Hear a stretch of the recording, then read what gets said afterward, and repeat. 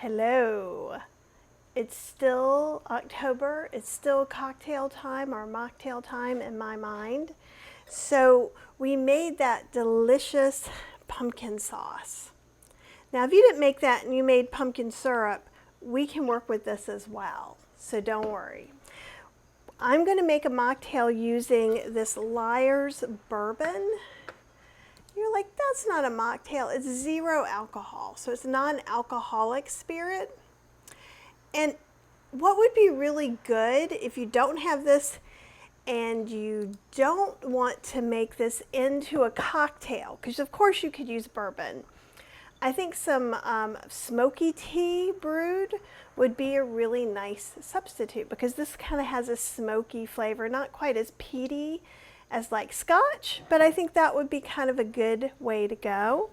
So I'm going to look in here. It's got ounces marked on here, so I'm going to do about 1.5 ounces of my Lyres malt, what is it, American malt spirit. I just love these labels. Are these not the cutest? Like, look at that.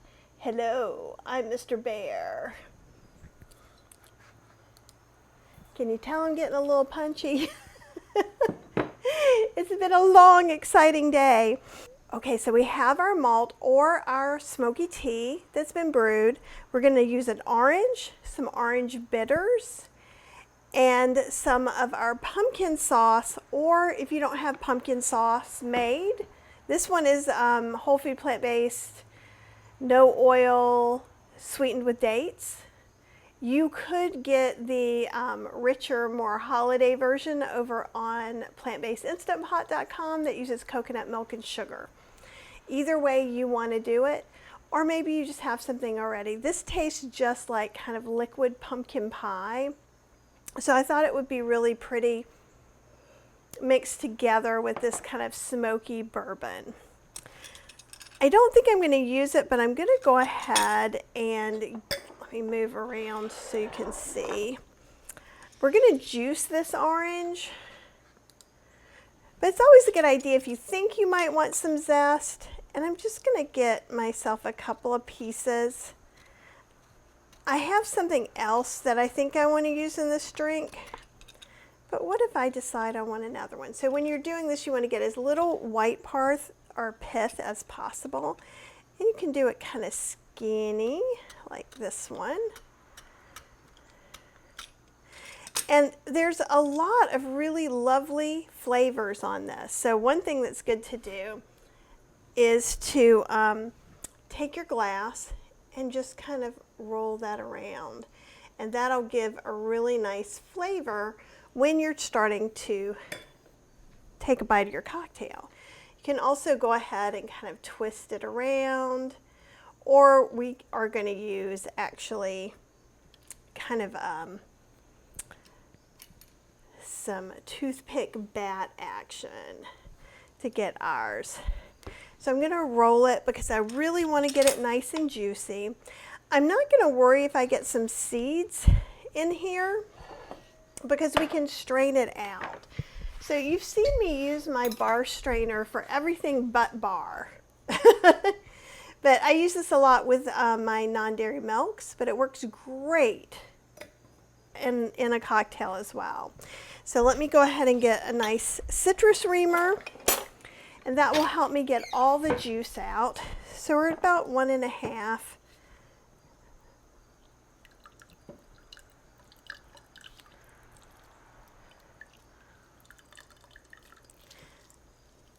And some oranges are going to be juicier than others. So this is probably going to be, let's see, 1.5. This is probably going to be about 3 ounces of orange juice in the end. If you had just regular orange juice in the fridge, you could totally just use that. And you could also, I had said, use smoky tea, but any kind of black tea or decaf tea or rooibos, plain rooibos has kind of a little bit of like mid to darker tones to it, I think, when it's plain, for me. So you could totally make these mocktails to suit you and if you have caffeine or not. I cannot have caffeine after like 2 o'clock. So make mine a decaf, please. I'm gonna wipe some of this up because it's a mess. And then I want to show you 2 things. I said we're gonna use some orange bitters. All the bitters is alcohol free. Most bitters are not. So you pick. If you're buying bitters for the first time, all the bitters I think is really nice to support just because it's really nice for mocktails and people who are trying to avoid that. So I'm going to use 1, 2, 3, 4, 5, 6, 7, 8 little drops. That would probably be about 3 shakes of a regular one. And then I'm going to go ahead and just mix it up. I want to taste this part, and then I'm going to add in the syrup.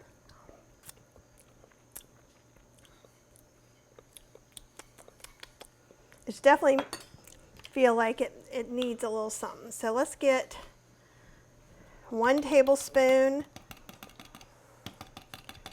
of our syrup in there, or our sauce, sorry. Get another spoon because I tasted on that one.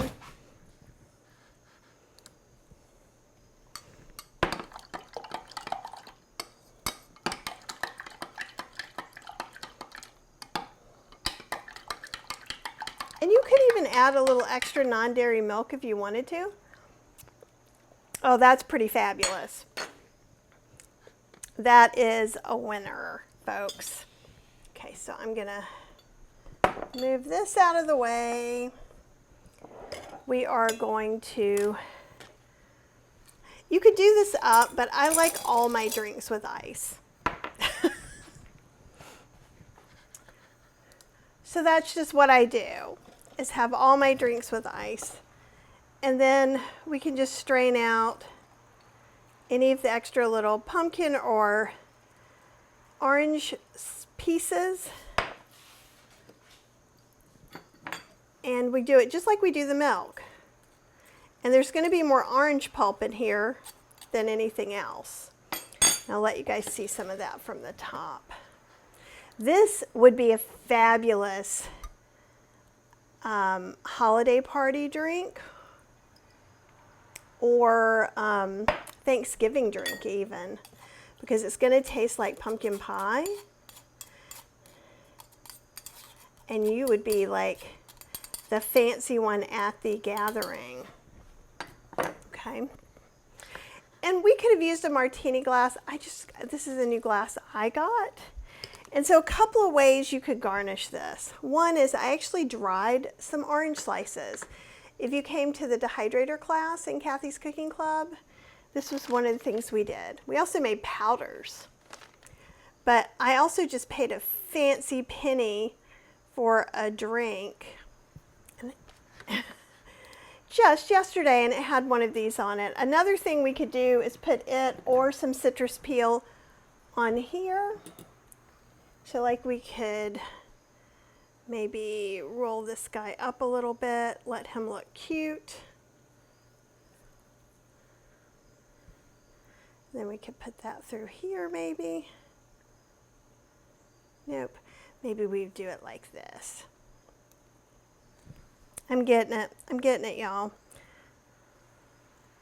So this way it'll hold him on there. And see, that's super cute. It looks like a bat and a moon. You could also, if you had smaller glasses, you could put a cinnamon stick in there. Let me see.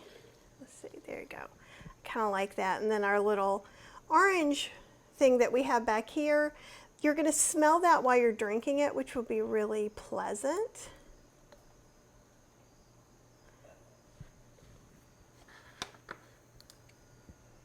Okay.